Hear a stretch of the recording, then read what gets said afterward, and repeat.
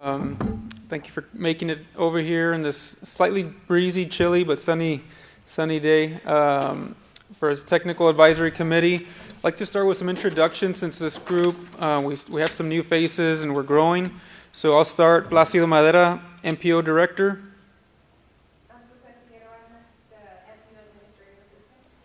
Tim, you want to go next? Tim Juarez with Stanley Consultants. We're the general planning consultant team to the MPO.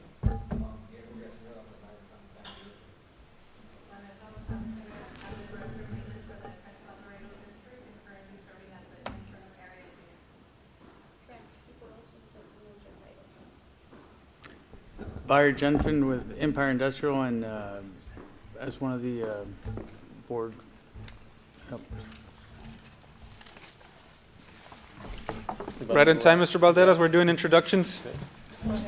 Just Homero Valderas, City Manager, City Vico Pass. Iván Morúa, Assistant City Manager. Sophie Garcia, City Attorney. Carlos Mayen, Operation Manager for SWAT Transportation. Maggie Flores, Chief Financial Officer for SWAT.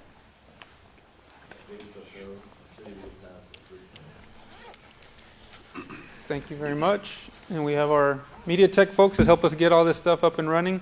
Thank you, Carlos Montiel and Carlos Echevarria. So we will jump right in. I know everybody's time is precious, so we do have quorum with 3 representatives that the county appointed, Mr. Villaseñor, Ms. Kiporos, and Mr. Junfin. City representatives, Mr. Balderas, Mr. Morua, and Mr. Salcedo. That's 6. And then we have 2 from SWART, Mr. Mayen and Mrs. Flores. So I believe that's all of our members. We do have a 13-member group, 13 voting members, so that does constitute quorum. We don't have citizens communications. We don't have city secretary with us today, so we'll move on to establishment of chair and vice chair. We didn't do this the last time. Is that something that the advisory committee would like to work on now, naming a chairperson and vice chairperson? If so, we could somebody could either make a nomination, name someone of the TAC members to appoint, or we would have a vote on it. But would anybody like to make a nomination on that or a discussion about this? Are you a part of the TAC? No, not a voting member specifically, but I'd like to nominate someone from TxDOT to be the chair. Who are the members of TxDOT? so temporarily representing the area engineers, Mrs. Vanessa Herrera, Roberto Rodriguez, I believe he's on with us virtual, and then Sara Garza is our non-voting other TxDOT rep. So that may be a little bit difficult, especially with Vanessa's stationed out of Laredo, and Roberto also out of Laredo. Yeah.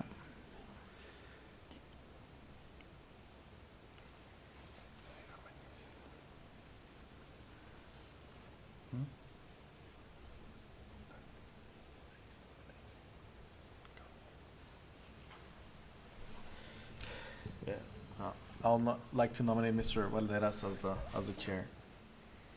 Okay. We have a nomination. Would anybody like to second that? We have a second. Any discussion?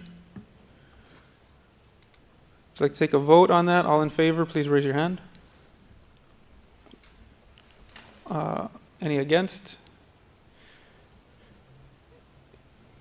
So I believe we had 1, 2, 3, 4, 5, 6, 7, 8. So that would pass. Now we'd like to make a nomination for vice chair. Vice chair. I'd like to nominate Mr. Gabriel Villaseñor to be vice chair. Okay, we have a nomination for vice chair of Mr. Villaseñor of Maverick County. Anybody like to second that motion?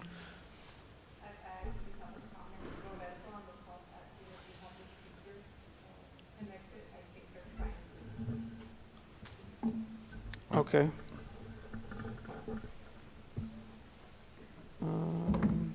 Yeah, we cannot hear you guys. So, Roberto, you're trying to speak? Thank you for pointing that out, Mrs. Herrera.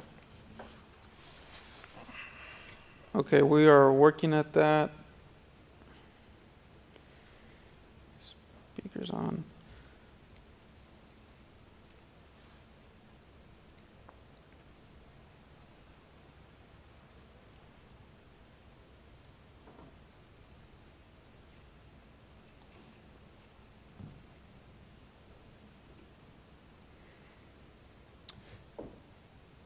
I think it'd be safe for us to continue moving while they work on that. The group can always choose to make amendments to this at any future meeting, but I think it would be safe to proceed. So we had a, If they could chat, maybe they can submit it. let's see, anybody who's online, could you try to unmute yourself and speak to see if we can hear you? Okay, I see Roberto. He unmuted, but it, Sounded very low, right? okay, no, we're still not able to hear you, Mr. Rodriguez. Okay, so we'll continue. We had a motion, and I think we're seeking like a to- second. I'd like to second. Okay, we have a second. All in favor, please raise your hand. Okay, I think that's everyone. Any against? Okay, so we have a chairperson and vice chair appointed, and we can move into the next item on the agenda. Thank you.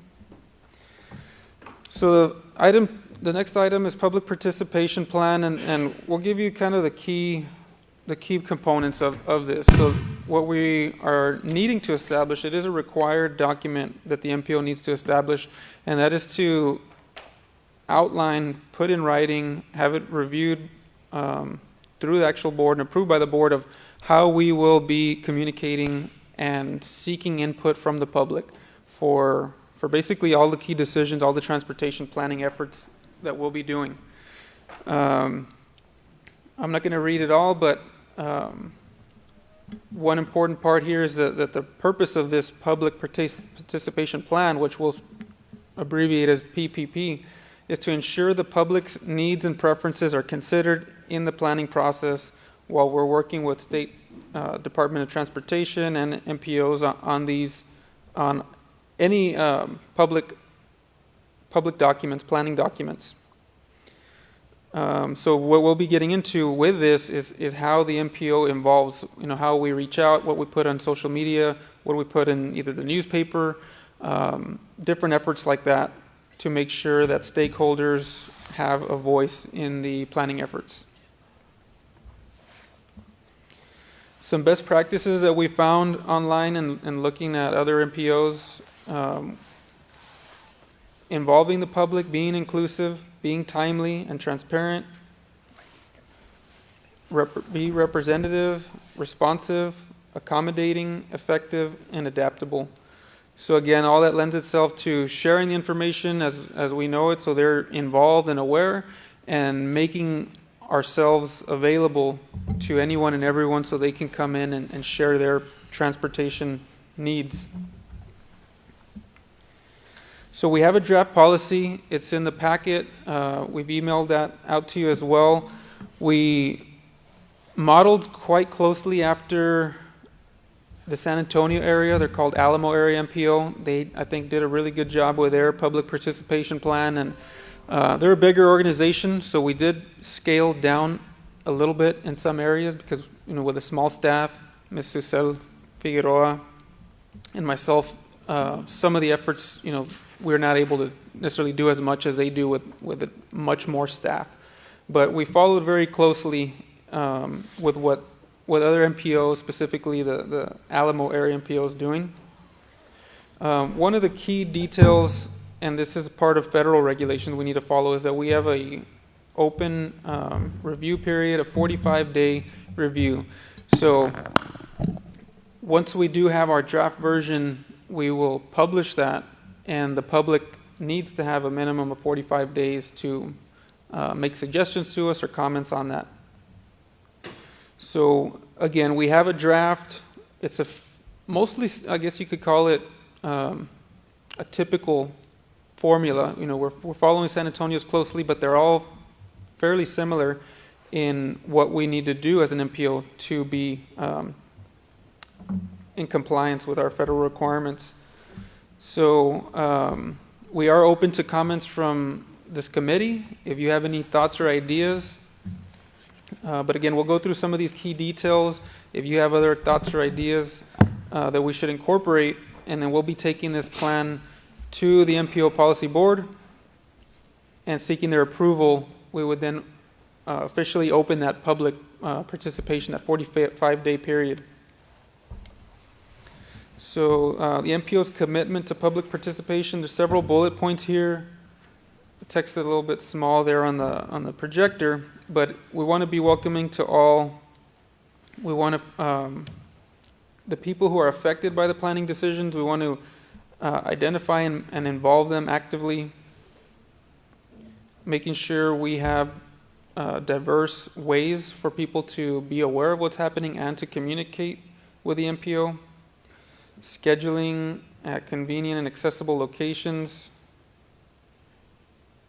making sure the meetings are at accessible venues in terms of like ADA, language, trying to provide interpretation for those who speak languages other than English, being clear, using clear and easy to understand verbiage, information, and graphics, and incorporating public input to the process. Some of the goals of the public participation is to engage people in the transportation planning process, keeping people informed, encouraging everyone in the study area to get involved, striving to improve public participation, and working closely with other transportation agencies. I'm not going to go through all these, but there's several federal and state requirements over the years that have evolved to what we are currently required to comply with. So we'll be following that very closely. A couple of things that we copied in here to showcase from the plan is some non-discrimination statements. Again,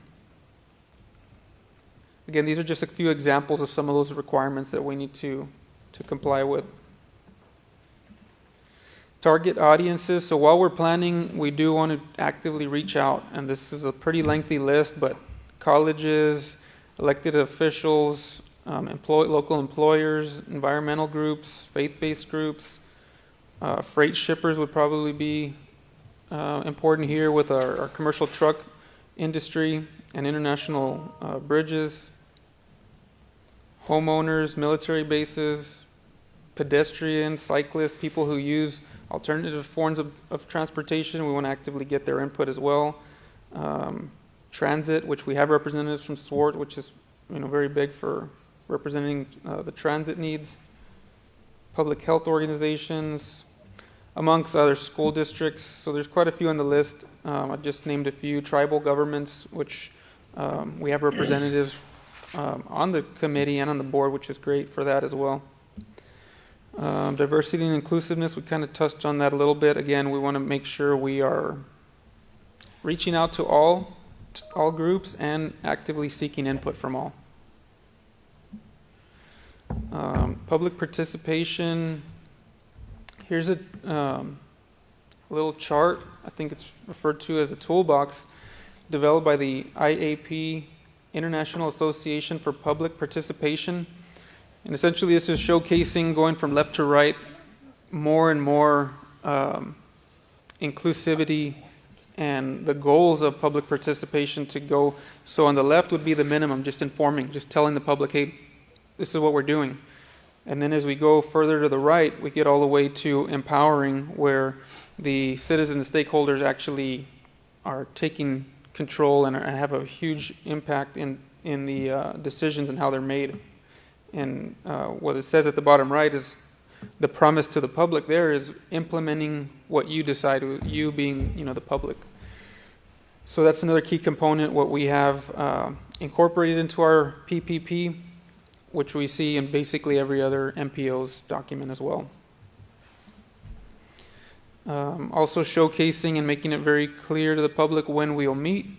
So we currently have it listed as the fourth Wednesday of the month at 1:30 p.m. for this particular committee. That was what the MPO board decided at a previous meeting. Again, these things are flexible. We're just getting started. If we need to make some changes, we could always look at that. Transportation Policy Board, the second Wednesday of the month at 12 noon. So we have those. We would have all these type of things listed, published. We'll hopefully have our MPO website up soon. And so anybody looking into this could easily find any of this information online.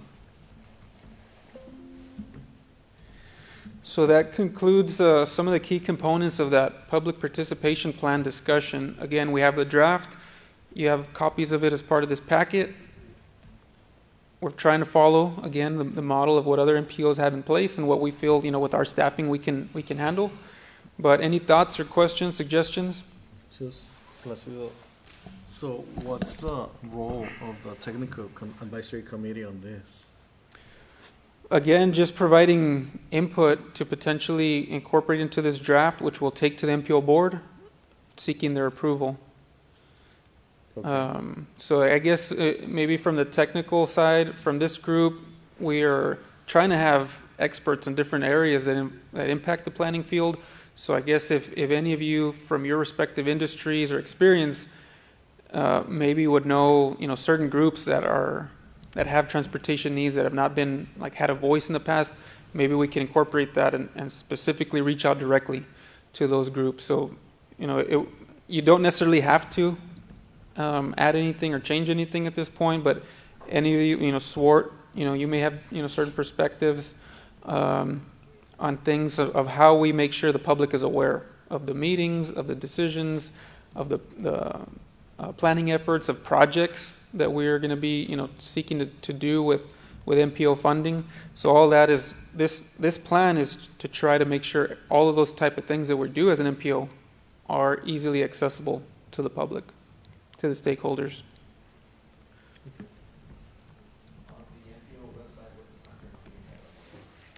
I think we're pretty close. I was trying to purchase the domain name, and our IT was working at that. I would say probably in the next 30 days. Would you say sooner? I know Sucel's been working very closely with our IT. Would you say that's a reasonable time frame? I think we're looking at about 30. They'd be advertised on the website. We'll get into this a little bit more, but we have no social media for the MPO now.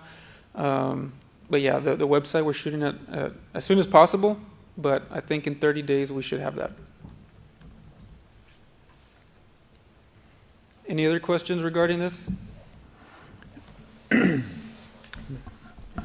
We want to present this to the policy board at their next meeting? Yep, the second Wednesday in February. We have a little bit of cushion, and unfortunately, we can't hear those online. But like Ms. Sara Garza, she oversees not only ours but Laredo's and I think one or two other MPOs. So she would maybe have some additional information on that. But basically, we want to get this document done as soon as possible, as it's a key component of how we do all our other planning documents and efforts, and even how we host our meetings. But again, it's another document that I think as soon as we get something established, as we grow, as we see changes, we could always come back and make amendments to that as well. As far as some of the key components and the mappings on the development side, are y'all getting a lot of that information, or already have that information, or is that something that we should aggressively go look for as far as the private sector development and new construction and previous construction? Was the question on mapping? Could you say that first part again? In other words, are y'all able to receive the mappings and I guess future development plans and master plans from the developers and surrounding areas around town, or is that something y'all have yet to acquire in detail? So we have reached out as part of some city efforts for a master thoroughfare plan.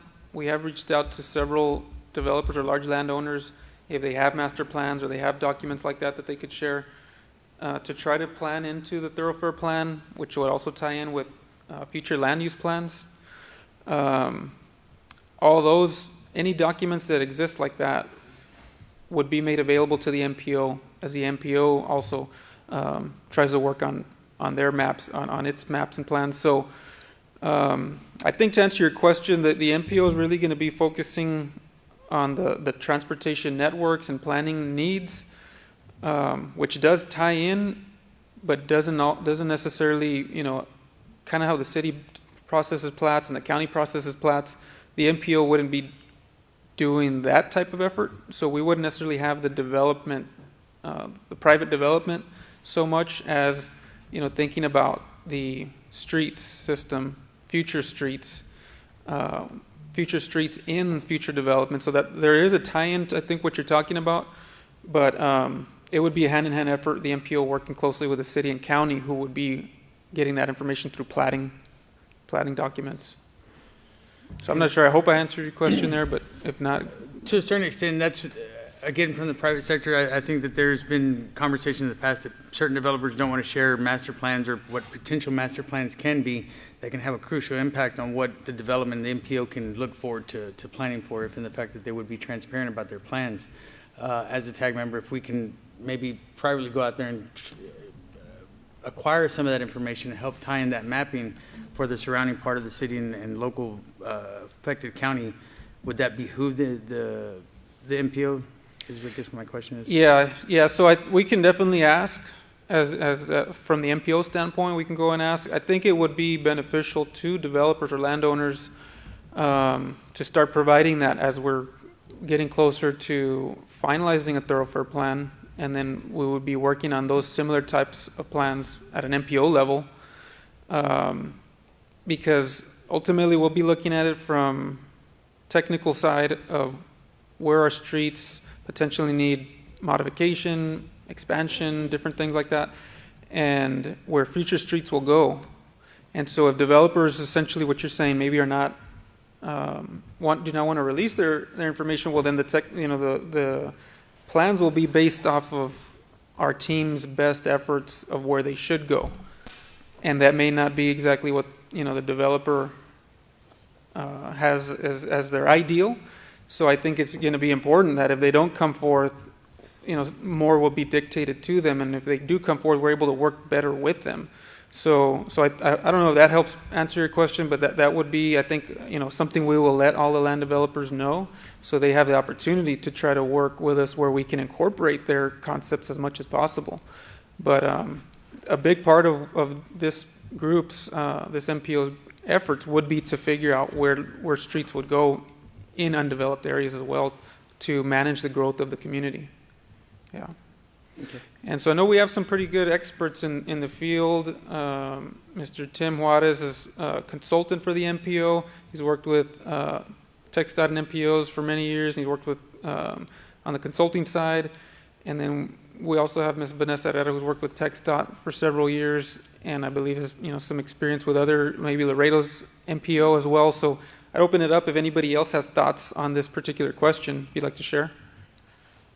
I'll go ahead and start, and then I'll defer to the expert, but just kind of piggyback tagging off of what you said, I think you hit the nail on the head, that you can't force a developer to come to the table, but it would behoove them not to, because they're going to be able to have a seat at the table, provide their input, try to get their input as part of the plan. And so that's the incentive in itself. But again, you can't really force them. You encourage them to put out the invitation. Hopefully you can get that input and get some incorporation. And if I may, we work both on the public and private side. And so from the development community and working with various developers in the Laredo region, we have established firewalls, because we understand about the confidentiality of some of the information, right? So we established firewalls within our office, but we're able to also glean the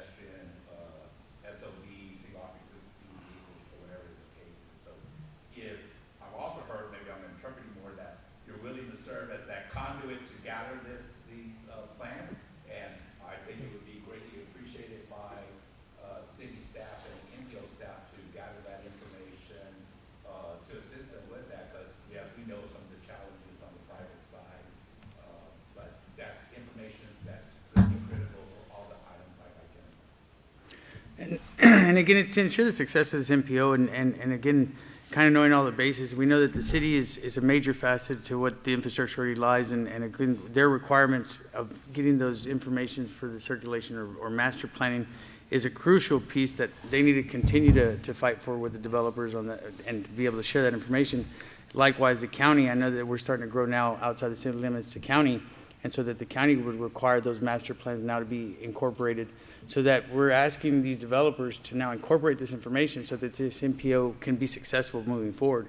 A lot of times what will happen, people will kind of keep their information to themselves, get to the table and say, okay, now I want the city to do this or I want the county to do this, and it's not planned, it's not something that we can plan around. But if we have that information, and again, yes, I would be willing to go out and talk to the different developers around town, because again, from a personal standpoint, by being transparent and by planning a master plan of our property and of course, being, I guess, the guinea pig, we're seeing that there's a lot of benefit to sharing that information early on, working together with y'all at TxDOT, seeing how these functionalities and these flows would work, and how it could be a detriment if we hide it, or a benefit if we show it and we're transparent, we figure out big long-term solutions for circulation and fluidity, working with the bridge infrastructure, with the new growing transportation infrastructure that's coming into place.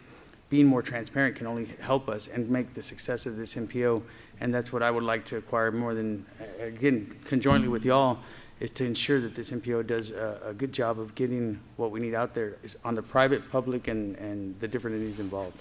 And I would say that, you being a champion, working with the city and the county is definitely a benefit. One of the things that will be covered in the next item is the area coverage for the MPO. It's just not the city of Eagle Pass proper or the ETJ, but it also includes county components that could be potentially urbanized within the next 25 years.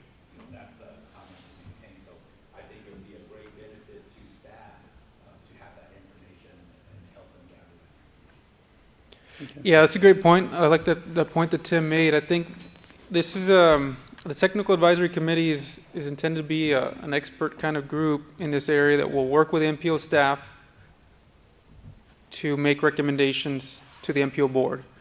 And so I think all of you have different, areas of expertise, and so we would love to, lean on that, where you guys have connections and different things to help gather the information so we can prepare the best plans, transportation plans possible. So that I think this is a good point where I think we can just start thinking in terms of those, like, what are each of your strengths and what are some areas where you would like to contribute here towards the MPO's efforts. So I think what Tim said leans right into that topic, but I think that pretty much covers the PPP, unless anybody has other comments or questions on this.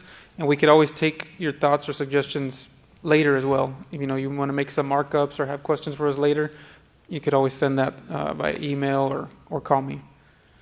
But any other questions on this topic?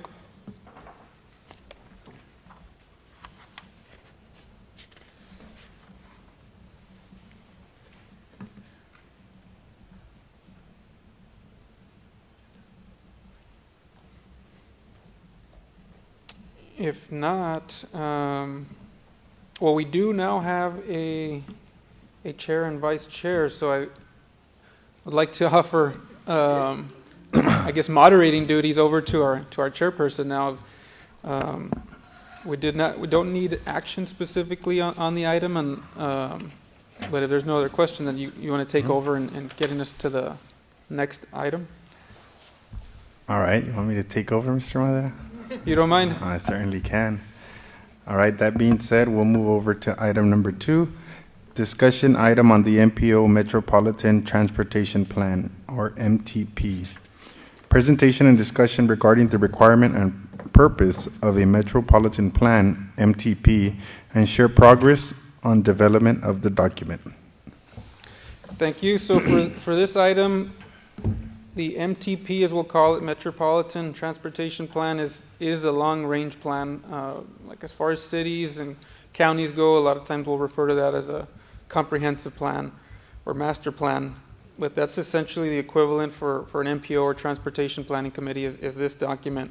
And this is one of the key areas that we are going to be utilizing our consultants with Stanley to help us work on this long-range plan. It is a detailed document. It has a lot of data components that go into it, and planning efforts, scoring criteria for how we look at projects, and recommending a project list. And another key component of it is that they refer to it as fiscally constrained. So it's not essentially a document where you can make a wish list and put all the the projects in the world that you would love to see or we would love to see. It has to be things that would fit into our expected budget. And again, Tim made this comment already, but we are looking at this as a 25-year long-range planning document. Some key elements for an MTP are transportation needs assessment, travel demand analysis data is needed, multimodal transportation options. So this is not just for passenger vehicles, this is not just for commercial trucks, this is for essentially all types of transportation.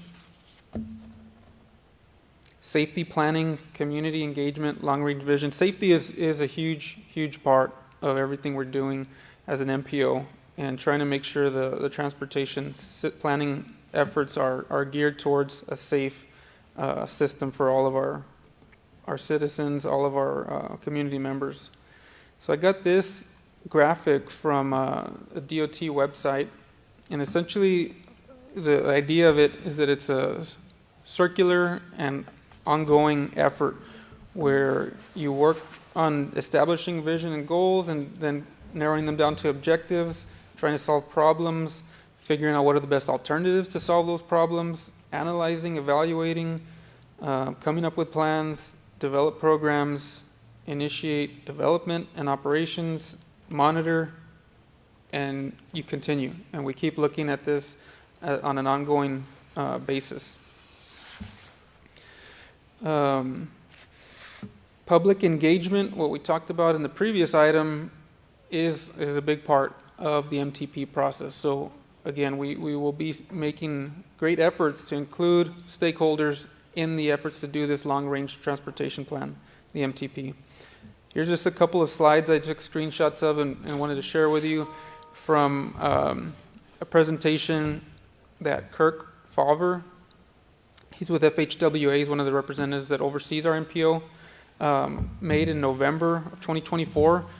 There was almost 60 slides, so I couldn't bring all that information here for this meeting, but I will share the link with all of you. That way you could see those details, and it really just gets into the nitty-gritty. It gets into the regulations that tie into public engagement in this MTP development process.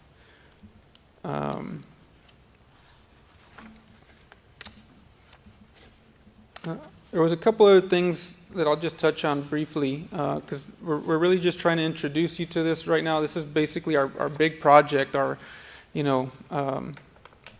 semester-long, year-long type of project that the MPO staff will be working with all this technical committee on, and our local community to develop. Part of this also has components similar to what we discussed about the public participation, where there's 45-day public comment periods. So as we get further along in this, there's periods where we have to share the draft with the public and give everyone an opportunity to come in and comment to us. So it is a bit of a process that could take a year more to finalize the actual MTP document. We do have a deadline no later than December of 26, so not this December, but the next. I think we, based off of TxDOT, we need to have that in place. I don't see any reason why, we'll be pushing to that close to that type of time frame. I think with Ms. Susel, full-time MPO administrative assistant, she's really hitting the ground running, getting a lot of work done for the MPO, working with Tim Juarez and his group with Stanley Consulting. I think we're going to be able to make really good progress towards this, on this project. There is, again, though, a lot of data and elements that we'll need to be collecting in order to do, some of the efforts that go into this. I had wanted to show, it's in your packets, forgot to get it here on the slides, but in the packet, I got an example from Victoria MPO. It's one of the smaller, we are the smallest MPO in Texas. Victoria, San Angelo. Now there's a couple others that are kind of in the under 100,000 population. So I wanted to just show you that there's a copy of that in the packet to get an idea of what the table of contents is, to get an idea of what does the MTP consist of. So you may, take a look at that at your leisure. You could also look them up. They're all very public, as we talked about here. Every MPO's documents are all accessible online, so that might be another good thing to start looking at. How they, what they have in theirs.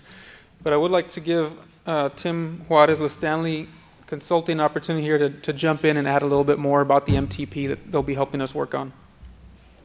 Appreciate that, Blanco, thank you so much. And technical advisory committee members, the opportunity to provide any information. If you have questions at any time, please feel free to stop. So this is a, I project very loud, so We do have some people online, so that would help with them. So this is a 25-year planning horizon document based on federal and state regulations. We're going to utilize, in agreement with MPO staff, a base year of 2025 and a forecasted year of 2050. And this will put Eagle Pass MPO in alignment with all the other MPOs statewide in their MTP. So even though you're starting off at this base here, many of them have been working on a year or so ago and are moving toward approval, you will still be in alignment with that, and that benefits y'all, that benefits the state from our perspective, as well as the federal agencies. Having said that, picture this, the MTP being the granddaddy of all documents for MPOs. It's going to be the driving force, not only for the transportation network, but for the transit agency as well. If you want to get projects funded, be it for federal or state funds, be it for roadway needs, transit needs, bicycle pedestrian, going after grant money from USDOT, that project or that concept or that idea must be in the MTP for your long-range plan. That's why the state and the feds utilize the MTP as the granddaddy document of all planning documents for urbanized areas. It is a very detailed and comprehensive document. As Placido noted, there are a lot of integral parts in the development of the MTP. Transportation planning nationwide is a cyclical process. In many instances, it occurs every 5 years. So you will have to update your MTP every 5 years. The only distinction is if you're a non-attainment area, meaning you don't meet the air quality standards, and then that's done every 3 years. So they have the added impetus of additional requirements. In this particular case, you have the benefit that you're starting off brand new. But it can also be a challenge because it is the first one. TxDOT and FHWA, USDOT has given December 31st of 2026 as a submittal timeframe. But when you think about this 30-day public involvement process and going through the technical advisory committee for review and policy board approval review, you really got to push that back like 60 days back, because you have to go through the review process, and then there's very limited time to make the necessary adjustments for public comment received. So really, we are shooting for mid to late September completion of the document. With your assistance, we can definitely meet that time frame, provided that the necessary input, data, overall information is provided to us. And then we can go through the public comment review, technical advisory comment and review, policy board comment and review. If anything major changes than what the public saw originally, then you have to go back. The requirements are you have to go back and you have to let them know what was the changes and what policy board is gonna be approved. FHWA and TxDOT does not have approval process. Many people think, oh, the feds have to approve it, the state has to approve it. No, they don't. It stops at the policy board. Where the feds get you though, is when you're ready to implement a project that's been federally or state funded. So we will always keep an eye out, working with Placido and staff, working with city, county, Florida staff to make sure that that doesn't happen. Because I think Florida, you encountered some issues, right, being urbanized as an MPO, and then how do we get our funding right? So we're gonna keep an eye on that, working with y'all to ensure that that doesn't happen. But part of the MTP development is identifying what your goals and objectives are for your region. What are you trying to accomplish? You know, having spent 6+ years here in the border region in at Eagle Pass, I know like all the other border regions, like El Paso, Laredo, the Rio Grande Valley, freight and commodity movement and that international trade is a big component. So how do we get that from outside the border to the actual market centers, right? And how do we maintain economic development here, which is very important to the region as a whole? And part of that effort is that, you know, we identify that as one of the goals, we identify that as one of the objectives, that the transportation network meets not only today's needs, but future needs as well.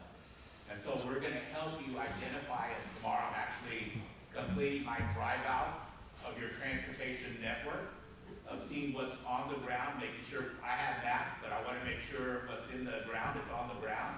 And so we go about driving out the network and what we call is coding. Is it really a 4-lane divided highway? Is there a medium in between the roadway, as I saw on Main Street and other streets?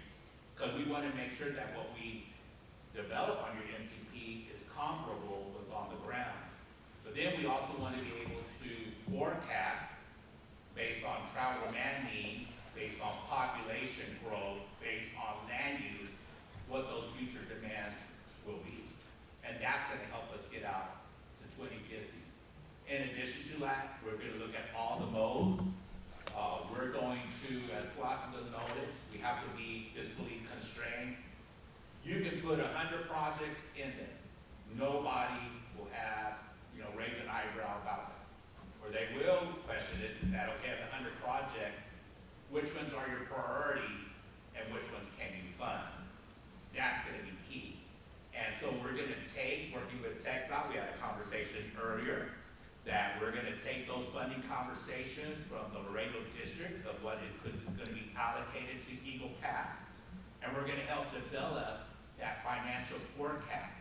We're going to do projections based on TxDOT's information to say, okay, we're getting about, and this is just an example, we're getting about $3 million in Category 7, Category 2. Okay, as we continue to grow, that $3 million could be $18 million.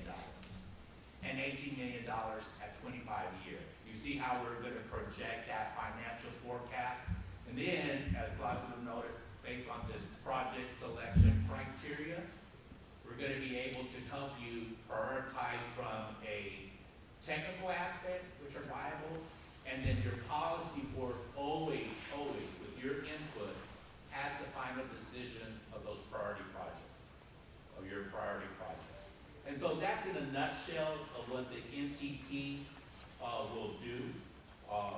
We've been hitting the ground, we've been running.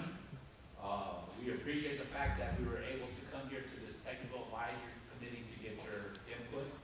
We would like to, and one of the things I previously noted to Placido and staff is that we want to come out and visit with you individually to hear what your priorities are, hear what your concerns are, hear where you think new development will occur, and we'll work that through Placido and his group so that collectively we get the information all at the same time, and then, you know, we can help you cipher what our priorities and what are not. But that's it in a nutshell. Any comments, questions?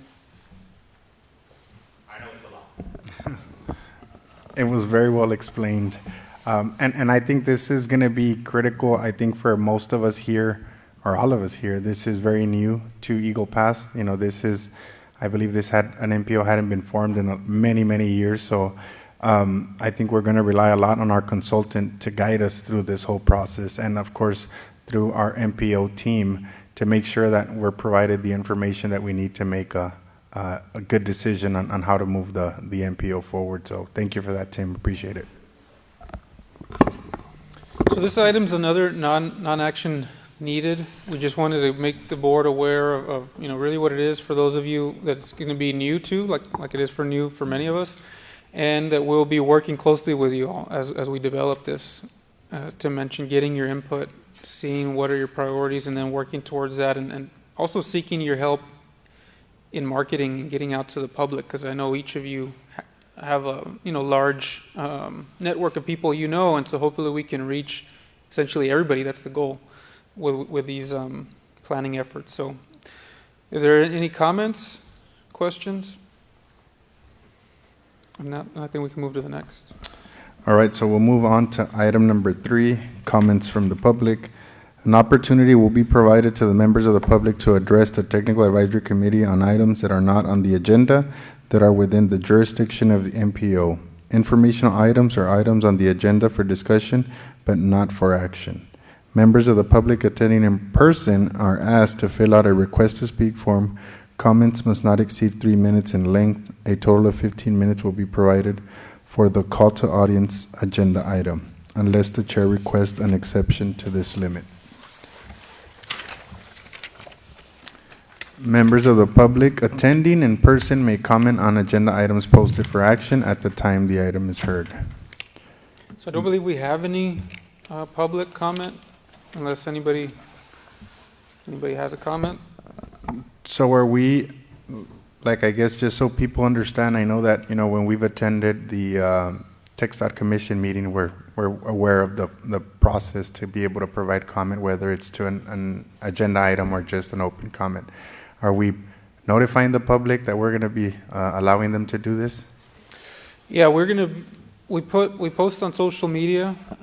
We've talked a little bit with the local media. I think we will ramp up our efforts, as we're really, up to now, we've mostly been introducing things, but now we're getting into the real planning efforts. So yes, we're going to be doing more efforts to let the community know and have a good process for them to come in and make their comments known. And I think one important thing that we have to do here is really emphasize on the area of the MPO, because I know a lot of people might see city faces, might see county faces, and they may think, oh, that's related to county or that's related to city. But in reality, I think this is a joint venture between, not only the city, the county, but all the other organizations that are a part of it. So I think it's important to mention the boundaries, and people understand that, if you live in the county, you're within the MPO, within the limits of the MPO, you're welcome to come and address your concerns. Yeah, that's a really good point. And, for everyone's knowledge here, and also with this being streamed and available to watch on social media, I'd like to point out, so the city limits, in terms of population, census still has us under 30,000 population. What qualified us or categorized this area as an urbanized area, or now eligible to be an MPO, is that there's 50,000 population in an urbanized area. So there's 50,000 out of, I believe the counties, I don't know if you happen to know it, I think it's under 60,000 or somewhere close to 60,000. So out of the county's entire population in this little zone, what's the MPO area, 50,000 out of those roughly 60,000 are in that zone. So it's city limits with some of the outer areas. I think those of us have been here most of our lives, the Seco Mines, Las Quintas, several, they're not too far from city limits where there's, they're heavily populated areas. So yeah, good point that you're making there, Mr. Valderas, in terms of trying to make sure it's really clear to the public what is the area that the MPO overseas. And we'll do some more efforts to show maps, show information, and publicize that so that it's known to the public. Thank you, Mr. Madero. Is there any other comments on this item? I know there's no action, it's simply informational, but I don't know if anybody else have any comments?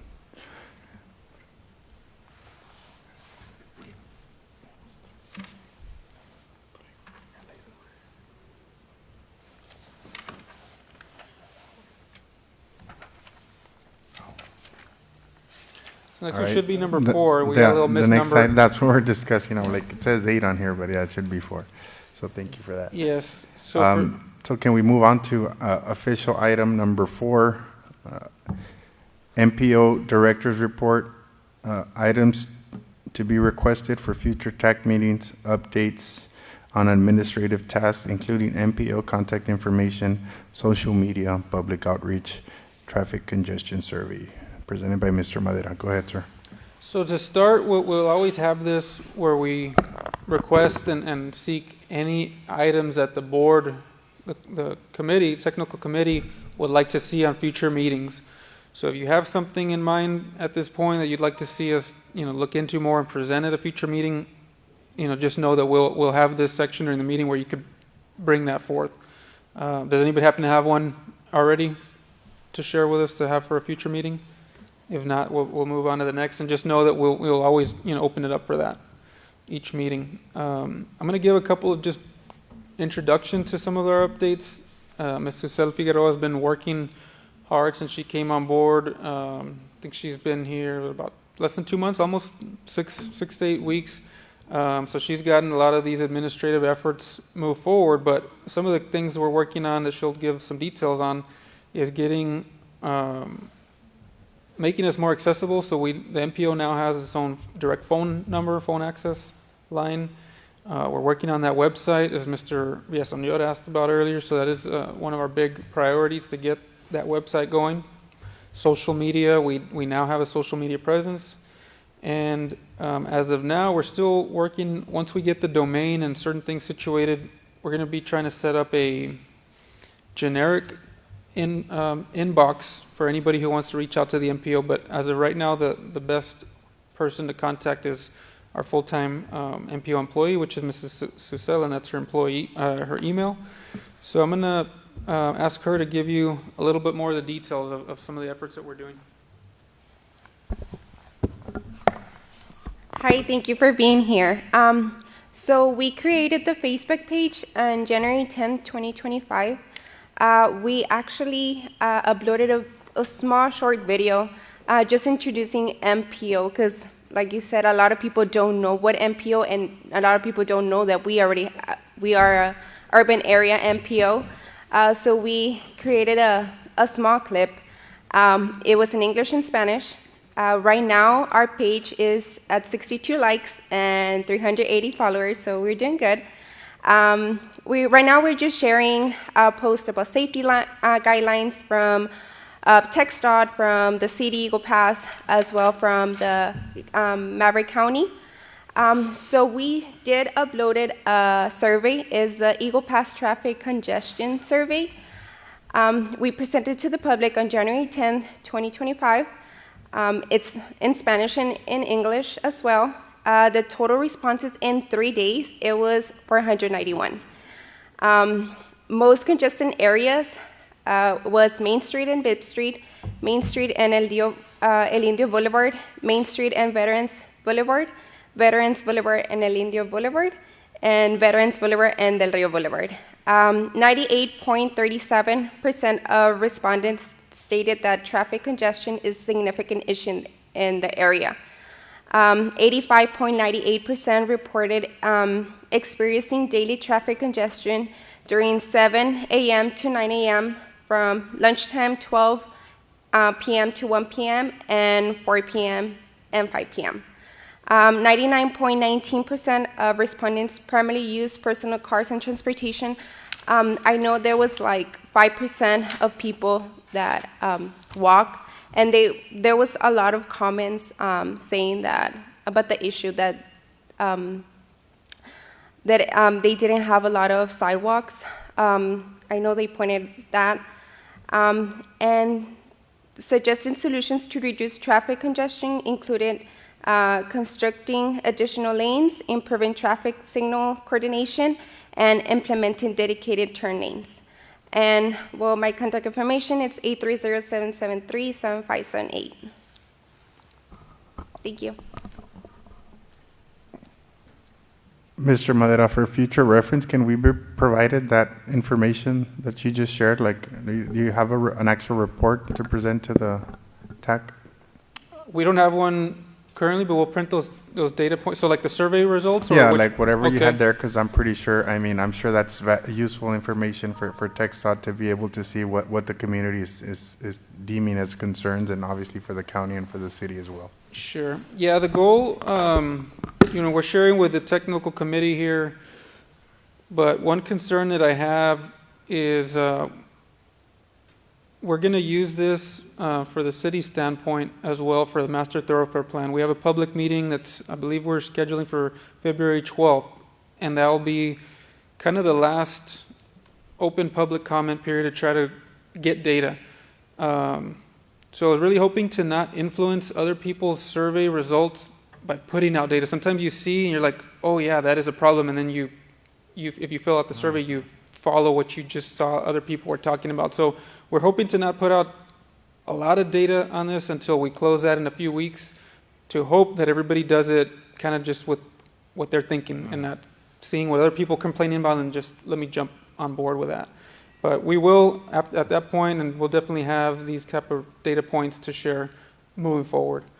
But thank you for that comment. I think I was very pleased. 491 is very hard for us a lot of times to get public input.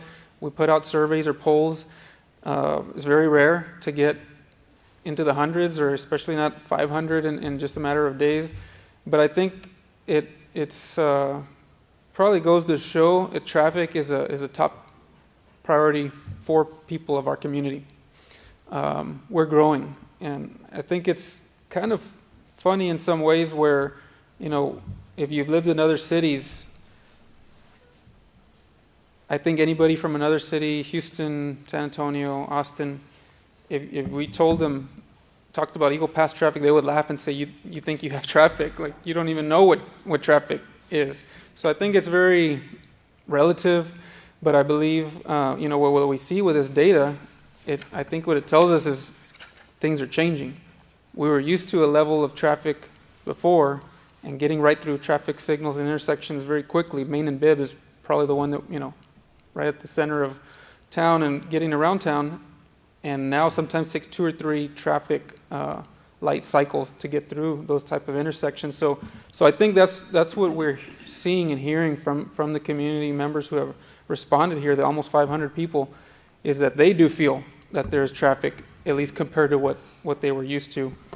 So we're really excited to see people responding. We ask and hope that everybody here, if you have not already, complete it yourself, try to share it, like it, the posts that we have on this in social media, or maybe even text in your WhatsApp groups or whatnot, share it with your friends and family so we can get more input to help us with these efforts. But it's really exciting to get this level of data. This is one of our first big steps in reaching out to the public, to hearing what they think, hearing about their concerns, so we can input that into our efforts here with the MPO. But, If I can just add to that, I mean, obviously, this great response from the community it really tells us that there are really big concerns within the community regarding, the growth spurt that we're seeing with the city, with the county, and obviously the concerns that our community has with bringing improvement to the congestion issues.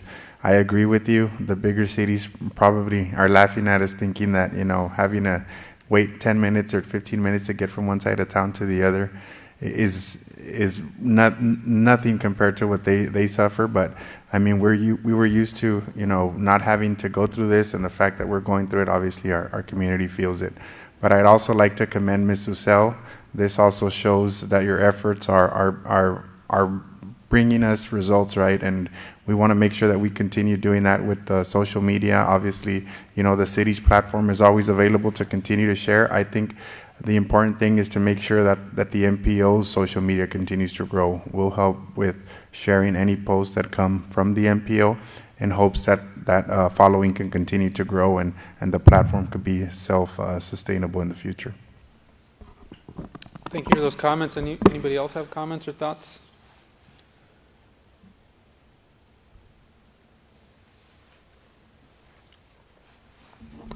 All right, you have anything else to add, Mr. Madero? No, we're coming to the end here. Nothing else. All right, so then we will go ahead and close item number 4.